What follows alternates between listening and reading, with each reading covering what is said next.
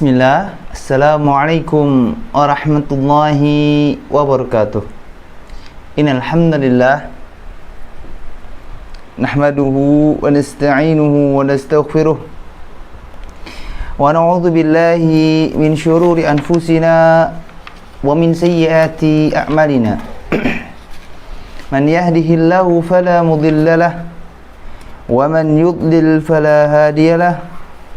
Asyhadu an la ilaha illallah wahdahu la syarika lah wa asyhadu anna Muhammadan abduhu wa rasuluh sallallahu alaihi wa ala alihi wa ashabihi wa man tabi'ahum bi ihsanin ila yaumiddin wa salama tasliman katsira wa ba'du.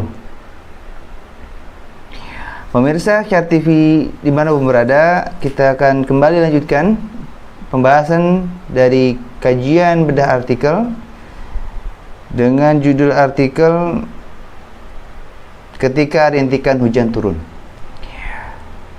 Muqaddimah atau bagian pendahulu dari materi ini sudah dibahas di pertemuan kemarin. Insyaallah sore ini kita akan lanjutkan di pembahasan selanjutnya tentang amalan-amalan atau hal-hal yang bisa kita lakukan di saat hujan turun.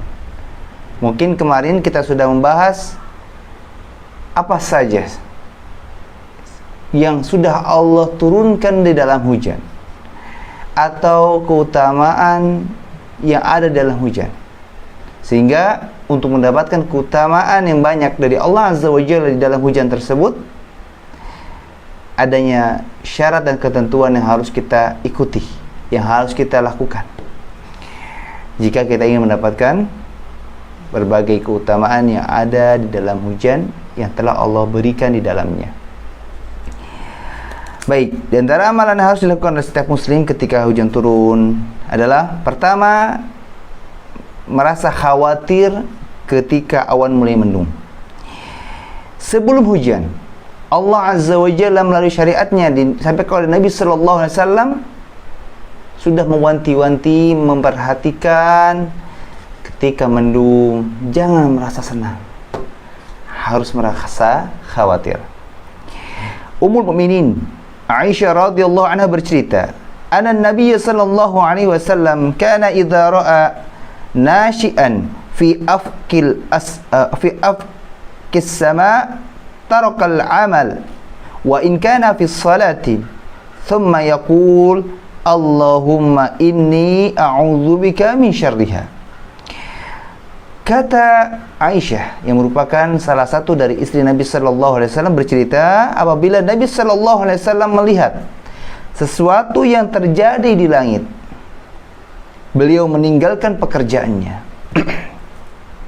meskipun pada saat sholat.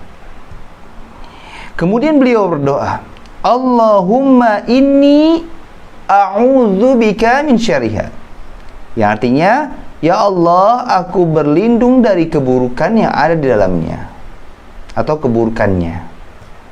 Hadis riwayat Abu Dawud, nomor hadis 4435. Hadis ini sudah cukup mewakili rasa khawatir Nabi sallallahu alaihi wasallam pada saat mendung. Adanya perubahan atau sesuatu yang terjadi dalam langit atau pada langit itu nampak pada saat mendung. Maka sebab itu Nabi SAW ketika mendung, beliau ketika melakukan sesuatu apapun, beliau meninggalkannya sementara waktu sampai langit kembali cerah atau kembali normal seperti biasanya. Dan setelah melakukan tindakan berhati-hati dengan meninggalkan berbagai macam perbuatan ataupun mungkin aktivitas pada saat mendung, kemudian beliau berdoa, Allahumma inni a'udzubika min syarriha. Ya Allah, aku berlindung kepadamu dari keburukan tersebut atau keburukan yang ada dalam awan mendung tersebut. Dalam riwayat yang lain, Aisyah juga bercerita, anna Nabi sallallahu alaihi wasallam kana idza ra'a sahaban muqbilan min afqi taraka ma huwa fihi wa in kana fi salati hatta yastaqbalahu fayaqulu Allahumma inni na'udzu bika min syarri ma ursila bih. Hadis ini semakna dengan hadis yang tadi, hanya saja ada perubahan lafaz doa yang Nabi SAW baca. Kata Aisyah, apabila Nabi SAW melihat awan gelap yang bergerak di ufuk di antara ufuk yang tinggi, maka beliau meninggalkan semua kegiatannya meski dalam salat, sampai menatapnya dan berdoa sambil melihat awan yang mendung tersebut dan berdoa, Allahumma inna na'udzubika min syarri ma ursila bih. Ya, artinya, ya Allah, kami berlindung dari keburukan yang Engkau datangkan bersamanya, yang Engkau datangkan bersama awan mendung tersebut. Sedikit revisi bagi teman-teman yang saat ini sedang menyimak panduan kajian ini di artikel rintikan hujan turun. Di situ saya sedikit salah menulis terjemah dari lafaz doa yang sedang dibahas ini, yang harusnya Allahumma inna na'udzubika min syarri ma ursila bih. Di sini saya tulisnya di terjemahnya ya, bukan di lafaz doanya, lafaz bahasa di lafaz Arabnya, tapi di lafaz kalimat Indonesianya. Saya di situ tulisnya menuliskannya Allahumma inna na'udzubika min syarriha. Tapi kalau maknanya sudah benar. Tapi hanya saja nanti teman-teman bisa, mungkin kalau yang sudah dicetak seperti ini berupa lembaran-lembaran print, cetakan print ataupun mungkin fotokopi dan semisalnya, nanti tinggal dicoret saja di syarihanya, dicoret menjadi syarima ursilabi. Ini ada sedikit kesalahan dalam penulisan dalam artikel di website khair.com-nya. Hadis riwayat hadis tersebut riwayat Ibnu Majah nomor hadis 3879. Ya. Intinya sama. Ketika Nabi SAW melakukan aktivitas, pada saat itu awan mendung, maka beliau meninggalkan semua aktivitas tersebut dan beliau menatap awan yang mendung itu dan berdoa, Allahumma inna na'udzubika min syarri ma ursila bih. Ya Allah, kami berlindung kepadamu dari keburukan yang kau turunkan bersamanya, yang kau datangkan bersamanya. Hampir sama maknanya, hanya saja berbeda makna. Jadi teman-teman bisa mengamalkan di antara doa-doa yang sudah diajarkan oleh Nabi sallallahu alaihi wasallam. Boleh yang manapun, yang penting di antara doa-doa yang sudah dicontohkan oleh Nabi. Jangan buat-buat sendiri. Ya. Terkadang boleh pakai yang mungkin yang pertama, boleh yang kedua dan seterusnya. Atau mungkin yang penting tidak keluar dari doa-doa yang sudah diajarkan oleh Nabi sallallahu alaihi wasallam. Dalam riwayat yang lain juga, Aisyah radhiyallahu anha berkata, "Kana Nabi sallallahu alaihi wasallam idza ra'a makhilatan fis sama' aqbala wa adbara wa dakhala wa kharaja wa taghayyara wajhuhu fa idza amtaratis sama'u surriya anhu fa'araftahu Aisyatu dhalik." Qala Nabi sallallahu alaihi wasallam, ma adri la'allahu kama qala qaum falamma ra'awhu 'aridan mustaqbila awdiyatihim al-ayah. Kata Aisyah juga, Nabi sallallahu alaihi wasallam apabila melihat awan mendung di langit, beliau memandangnya lalu membelakanginya, mondar-mandir atau keluar masuk rumah dengan wajah yang berubah. Kemudian Aisyah meminta penjelasan hal tersebut kepada Nabi SAW, maka Nabi SAW bersabda, aku tidak tahu pasti. Barangkali kejadiannya bisa seperti kaum yang berkata, sebagaimana firman Allah dalam Quran surah Al-Ahqaf ayat 24, yang artinya, maka ketika mereka melihat azab itu berupa awan yang menuju ke lembah-lembah mereka. Hadis riwayat Bukhari nomor hadis 2967. Di hadis ini lebih rinci tentang keadaan Nabi sallallahu alaihi wasallam pada saat mendung. Kalau tadi hanya meninggalkan aktivitas, tapi di sini Aisyah menceritakan bahwa bukan hanya meninggalkan. Ketika awan mendung, Nabi sallallahu alaihi wasallam memandang awan mendung tersebut lalu membelakanginya. Kemudian beliau mondar-mandir gitu kan, kayak orang panik. Keluar masuk rumah, beliau gelisah, merasa khawatir melihat perbuatan Nabi tersebut, yang merasa tidak tenang pada saat awan Awan mulai gelap. Aisyah bertanya, ada apa wahai Nabi? Nabi menjelaskan, aku tidak tahu pasti. Barangkali kejadian ini terjadi seperti yang terjadi pada kaum yang mereka berkata, sebagaimana Allah Azza wa Jalla berfirman dalam surah Al-Ahqaf ayat 24, yang maknanya maka ketika mereka melihat azab tersebut yang Allah turunkan berupa adanya awan-awan yang berjalan menuju lembah-lembah mereka. Nabi SAW khawatir. Boleh saja bagi di antara kita mengaplikasikan hal seperti ini dengan cara kita. Misalkan kita mau pergi dengan berbagai macam tujuannya, kemudian awan mulai mendung, kita merasa khawatir, dan sebaiknya hentikan aktivitas tersebut. Tapi jangan sertakan kekhawatiran tersebut dengan hal-hal yang bisa dilarang. Seperti halnya, wah awan sudah mendung, nanti biasanya hujan. Kalau hujan nanti kendaraan saya kotor lagi, baju saya kotor lagi. Atau kekhawatiran yang menjurus kepada ketidaksukaan terhadap takdir yang Allah tentukan dalam kehidupan kita. Ketika kita mau merasa khawatir terhadap mendung, alasannya kenapa? Karena Nabi SAW menjelaskan, nah Allah Azza wa Jalla pernah menurunkan azab kepada suatu kaum berupa awan mendung. Tidak perlu ditambah-tambah agar diri kita selamat dalam menjalankan sunnah ini. Kalau kita mengikuti perbuatan Nabi ini, tercatat sebagai amalan sunnah. Dan ini sebagai konsekuensi kita mengaku sebagai seorang muslim yang mencintai Allah dan Rasulnya. Khawatirlah, merasa tidak tenanglah ketika awan mendung. Ketika kita mau, misalkan ada jadwal atau janji ketemu dengan salah satu seseorang misalkan, yang pada hukum asalnya kita harus menunaikan janji kita, tapi ketika awan mendung, sampaikan, qadarullah, saya tidak bisa menemui antum karena qadarullah di sini cuacanya mendung atau awan sedang mendung. Sampaikan saja. Tidak perlu hal-hal yang lain dibawa-bawa, kita sertakan, khawatir nanti menjadi satu sebab niat kita menjadi salah. Dalam riwayat yang lain, di sini cukup panjang hadisnya, saya bacakan maknanya. Aku tidak pernah melihat Rasulullah SAW tertawa terbahak-bahak hingga terlihat tekaknya. Tekak itu langit-langit bagian atasnya ini. Bagian dalamnya, bagian atas ini namanya tekak. Biasanya beliau hanya tersenyum jika beliau melihat awan mendung atau angin.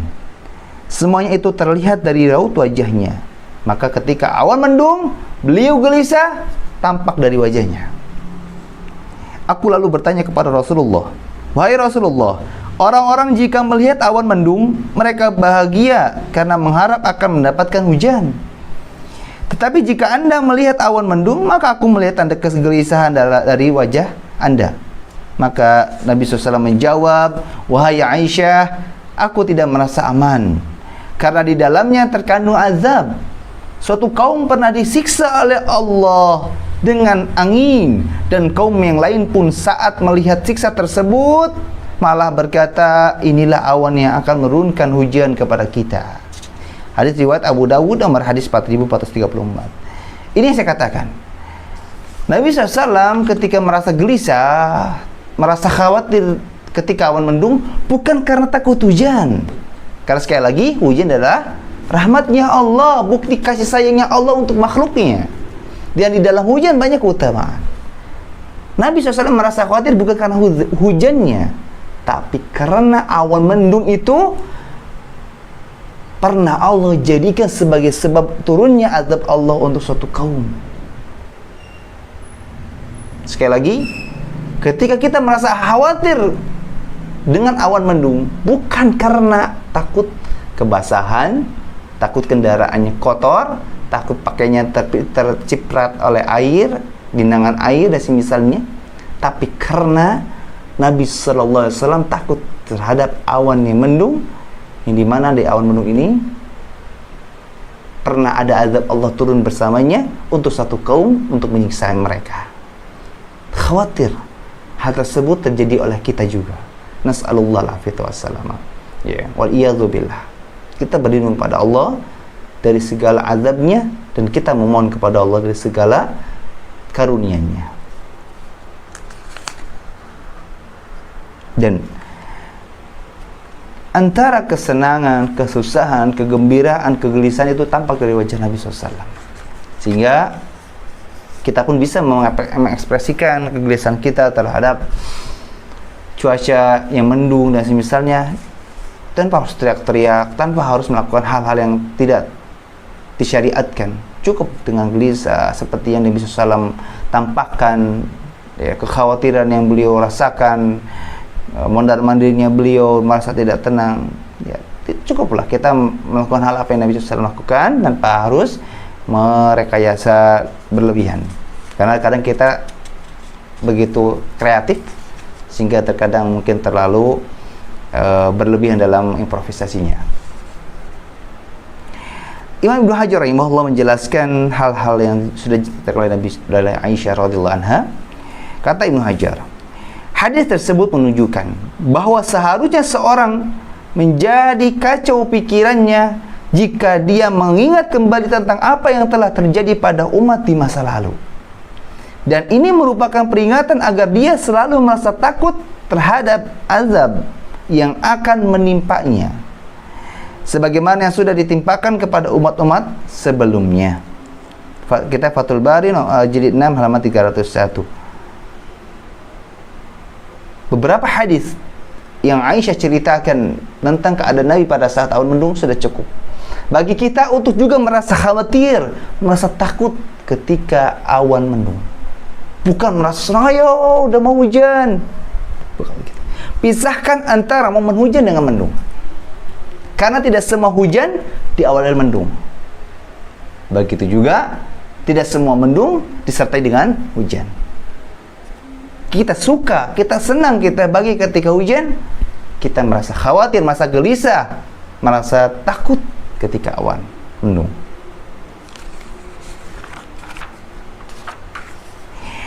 Allah Azza wa Jalla berfirman, "Falamma ra'awhu 'aridan mustaqbila awdiyatihim qalu hadha 'aridun mumtiruna bal huwa mastajaltum bih rihun fiha 'adzabun alim." Ayat inilah yang tadi sempat disertakan dalam hadis Aisyah. Ini redaksi lengkapnya. Kata Allah, maka ketika mereka melihat azab itu berupa awan yang menuju ke lembah-lembah mereka, mereka berkata, inilah awan yang akan menurunkan hujan kepada kita. Kata Allah. Kemudian Allah melanjutkan, bukan, tetapi itulah azab yang kalian minta agar disegerakan datangnya, yaitu angin yang mengandung azab yang pedih. Quran surah Al-Ahqaf ayat 24. Maka di sini Allah Azza wa Jalla menceritakan tentang keadaan suatu kaum yang mereka melihat ada awan yang menuju berjalan ke lembah-lembah mereka, yaitu awan mendung. Lalu mereka berkata, inilah awan yang akan menurunkan hujan kepada kita. Mereka mengaitkan antara mendung dengan hujan. Mungkin inilah hal yang kita harus perhatikan agar kita pun tidak demikian. Sekali lagi, pisahkan antara awan mendung dengan hujan. Maksudnya agar kita bisa memisahkan sikap kita terhadap keduanya. Kalau awan mendung kita gelisah, kalau hujan kita tenang, kita bahagia, kita gembira. Maka Allah sudah, ketika mendengar pernyataan mereka, Allah pun menyanggah, bukan, tetapi itulah azab yang kalian minta disegerakan datangnya, yaitu angin yang mengandung azab yang pedih. Ini pun pelajaran buat kita, jangan pernah menganggap sepele azab Allah Azza wa Jalla. Azabus syadid. Ya. Azabnya yang sangat mengerikan. Sisaannya yang sangat memberatkan.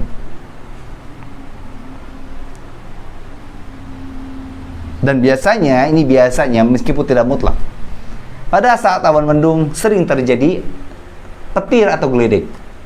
Maka Nabi SAW pun mengajarkan apa sih yang harus kita lakukan, yang harus kita baca pada saat mendengar suara gluduk atau geledek atau petir. Maka Nabi SAW biasanya membaca doa Subhanalladzi yusabbihu ru'adu bihamdihi wal malaikatu min khifati. Maha suci Allah yang halilintar bertasbih dengan memujinya. Begitu juga para malaikat karena takut kepadanya. Ini di sini diriwayatkan oleh Syalbani dalam kitab Sahih Al-Adab Al-Mufrad nomor hadis 556. Sekali lagi, saya ulangi, doa yang harus kita baca sebagai konsekuensi mengikuti sunnah Nabi SAW pada saat mendengar suara petir ataupun geluduk atau geledek atau bahasanya apalah semisalnya, maka bacalah doa Subhanalladzi yusabbihu ru'adu bihamdihi wal malaikatu min khifatihi. Maha suci Allah yang halilintar bertasbih dengan memujinya, begitu juga para malaikat karena takut kepadanya. Sebagai pelengkap dari pembahasan ini, untuk membaca doa-doa seperti ini, doa-doa yang memang sebabnya ada, momennya ada, dan lafaz doanya sudah jelas, seperti tadi ketika awan mendung, ketika terdengar suara petir, atau ketika minta membaca doa setelah azan, atau ketika kita setelah makan, atau doa-doa yang intinya momennya ada sebabnya, ya. Jadi kita membaca doa itu karena ada sesuatu sebab dan lafaz doanya sudah jelas, maka tidak disyariatkan untuk mengangkat tangan, ya. Kalau tadi saya mengilustrasikan begini, itu seperti kita berdoa. Jadi tidak disyariatkan kita mengangkat tangan untuk membaca doa-doa yang ada sebab keadaan di situ dan doanya sudah jelas, sehingga kita ketika membaca doa-doa tersebut tidak disyariatkan untuk mengangkat tangan. Karena mengangkat tangan itu disyariatkan ketika kita meminta kepada Allah, berdoa kepada Allah dengan doa-doa yang mutlak, yang tidak ada sebab di situ. Teman-teman bisa membaca adab-adab berdoa dalam salah satu tulisan saya di website care.com, judulnya Adab Berdoa. Di situ sudah sedikit saya jelaskan. Teman-teman bisa mempelajari lebih lengkap di situ agar kita pun bisa sama-sama meminta kepada Allah dengan adab-adab yang bisa menjadi sebab doa kita cepat dikabulkan oleh Allah Azza wa Jalla. Jadi ketika kita membaca doa ketika awan mendung, Allahumma inni a'udzubika min syarriha, atau Allahumma inna na'udzubika min syarri ma ursila bih, atau ketika terdengar suara petir atau geluduk, maka baca doa Subhanalladzi yusabbihu ru'adu bihamdihi wal malaikatu min khifatihi. Seperti halnya ketika kita mendengar ketika azan sudah selesai, kita membaca doa membaca doa setelah azan, maka tanpa mengangkat tangan. Allahumma rabb hadhihi da'wati tammah dan seterusnya. Tapi ketika setelah itu, setelah membaca doa setelah azan, kita pun disunahkan untuk memperbanyak berdoa. Karena kata Rasulullah SAW, ada antara doa yang kita panjatkan kepada Allah di antara azan dan iqamah tidak akan tertolak, kata Nabi SAW. Maka kita pun setelah azan disunahkan untuk banyak berdoa. Setelah membaca doa setelah azan, maka kita memanjatkan, meminta kepada Allah semua kebutuhan kita, semua keperluan kita, meminta kebaikan, berlindung dari keburukan dengan mengangkat tangan. Jadi ketika membaca doa setelah azan tanpa mengangkat tangan, ketika berdoa setelah membaca doa setelah azan, baru kita mengangkat kedua tangan kita, ya. Dengan kata begini, ya, kalau saya sarankan begini, ya. Lagi seperti orang meminta, tidak disarankan begini, ya. Tidak disarankan begini, ya, karena ada sebagian ulama yang mendhaifkan atau melemahkan setidaknya hadis yang menjelaskan tentang doa merapatkan kedua telapak tangan. Jadi tetap mengangkat tapi tanpa dirapatkan, tapi begini aja. Tapi tidak juga begini, ya. Tapi teman silakan bisa baca artikel saya di website care.com yang berjudul Adab Berdoa. Insyaallah kita akan lanjutkan pembahasan dari amalan yang kedua ketika awan mendung yang biasa Nabi SAW lakukan di pertemuan yang akan datang. Biidznillah, segala yang berdatang dari Allah, segala yang salah datangnya dari diri saya beri dan maafkan. Kita tutup dengan doa kafaratul majlis. Subhanakallah bihamdika asyhadu an la ilaha illa anta astaghfiruka wa atubu ilaik. Assalamualaikum warahmatullahi wabarakatuh.